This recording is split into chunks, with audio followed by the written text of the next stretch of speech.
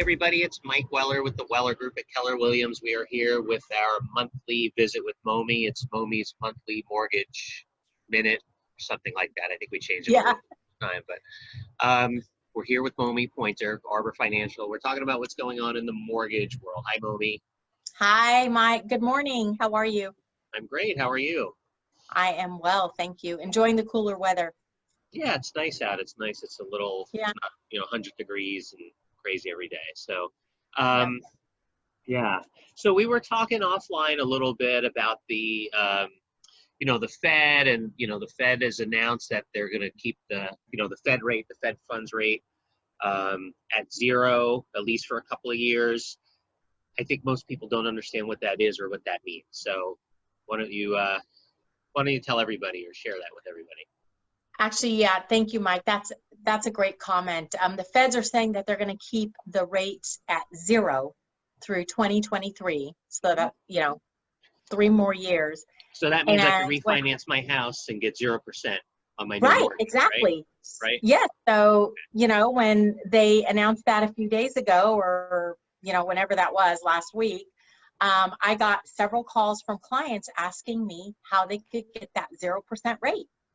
And what most people don't understand is that the Fed funds rate is a very different rate from a residential mortgage rate.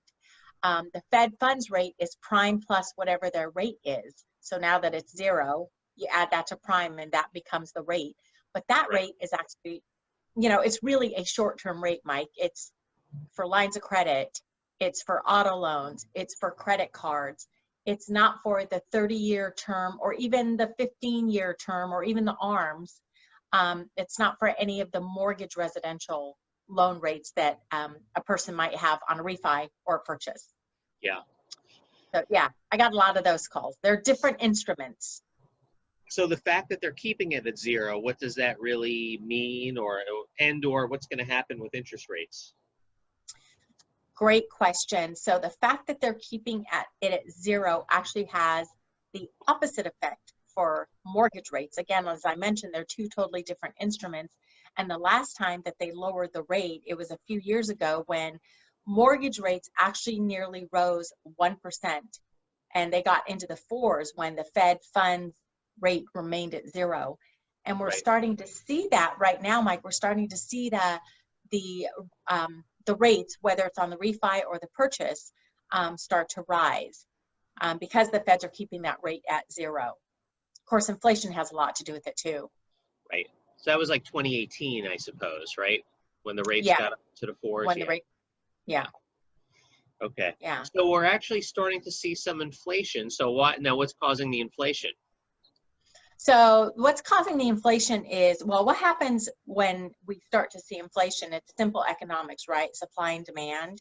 Mm-hmm. And there's not enough supply and there's a lot of demand. So we're seeing inflation what happens is inflation erodes the buying power of the fixed return that a mortgage holder receives. So when that happens, the rates kind of have to go up. And interestingly, the best way to combat the inflation is by raising the Fed funds rate.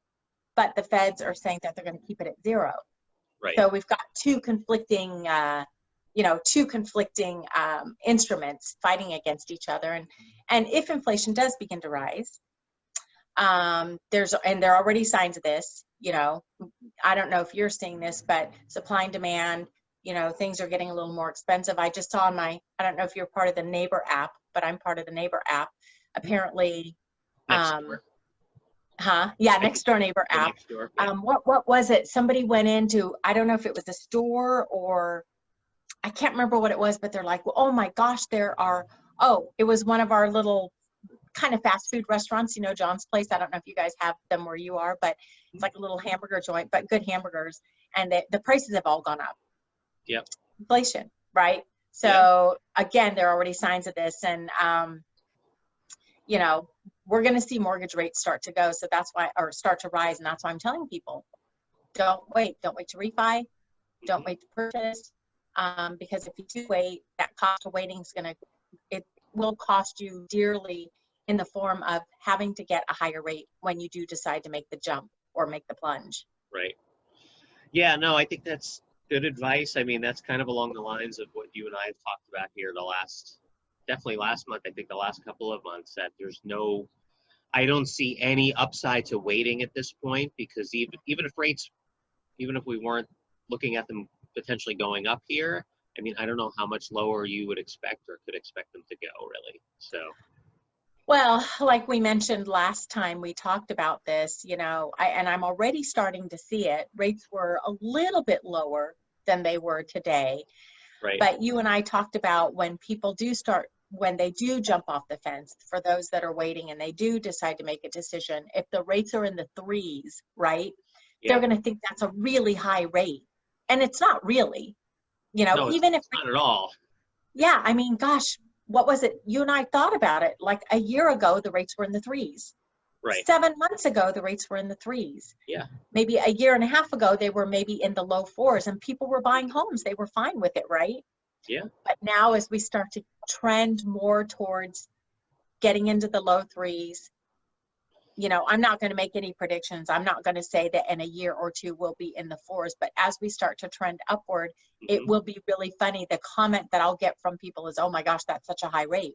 What happened to the twos? Right. Well, you waited. Yeah. Really funny. Yeah. Yeah. So don't wait. Don't try to time this. Take advantage of what's here now. I mean, yeah, that would be my advice. So, yeah, agreed. Okay.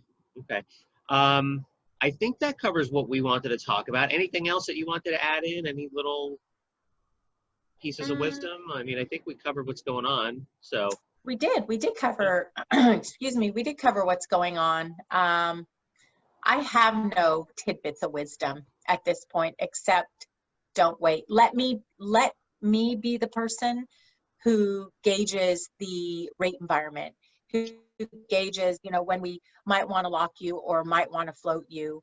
The only other thing I want to add, Mike, is many of you, and we talked about this the last time, many of you understand that 0.5 point pricing adjustment was looming over our heads for refinance transactions, right?